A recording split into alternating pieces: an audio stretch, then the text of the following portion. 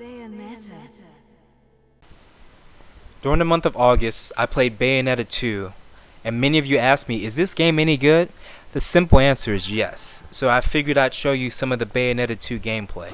I actually played the first Bayonetta for Xbox 360 a few years back, and I was pleasantly surprised at how good the game was. You know, I was always really interested in playing games like Bayonetta or Ninja Gaiden, where you really take control of the character and their movesets.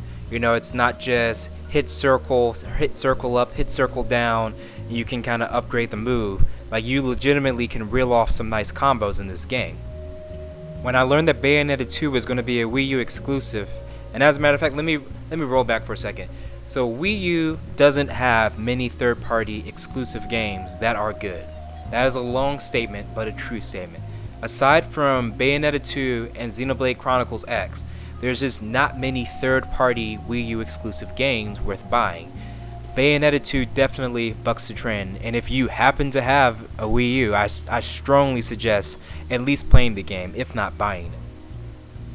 Now don't get me wrong, I love having a Nintendo Wii U.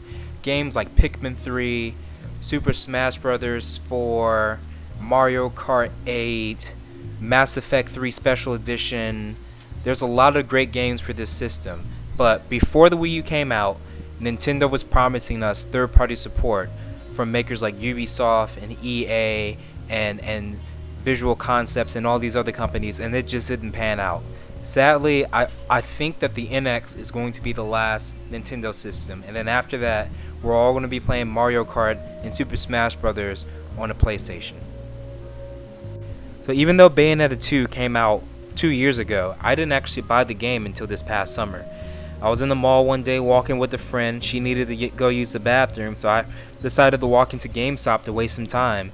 And I looked up on the pre-owned shelf and I saw Bayonetta 2 sitting there for $40, and I was like, thank you very much. I was very pleased with my purchase, except for the fact the game, I took it home and it sat in the saran wrap on my gaming shelf for another 2 months. You know, I gotta make sure I complete the games in my gaming queue before I start the next game. But once I actually started playing the game, you know, it was like falling in love all over again. The game is just as ridiculous as the first Bayonetta, with these crazy cutscenes, with the raunchiness, you know, with her, you know, doing all her crazy poses and stuff. The boss fights, though, are the things that I love most. Like the boss fight you're watching right now. They're much harder this time around. I found myself dying multiple times and having to switch down to first climax as opposed to second climax. And yes, climax is a difficulty level. One of the things that kind of got me in the first Bayonetta game was how even though you're the good guy, you're fighting angels. Like, you're fighting so-called good guys from Paradiso. But Bayonetta 2 has you not only fighting the angels, they have you fighting the demons also. And can we talk about for a second how a lot of these game developers in Japan always have you as a mortal being overthrowing a god? Like a lot of the Final Fantasy games, you get to the end and the final boss is you're fighting a god. Xenoblade Chronicles, you get to the end, you're fighting a god. It's no different here in Bayonetta 2. You get to the end, without spoiling too much, like Alistair. First, Alistair's design is sick. Like, whoever designed that character model deserves a raise for that. But you get to the end of the game to fight Alistair, and again, here you are as a mortal fighting a god, and you actually win.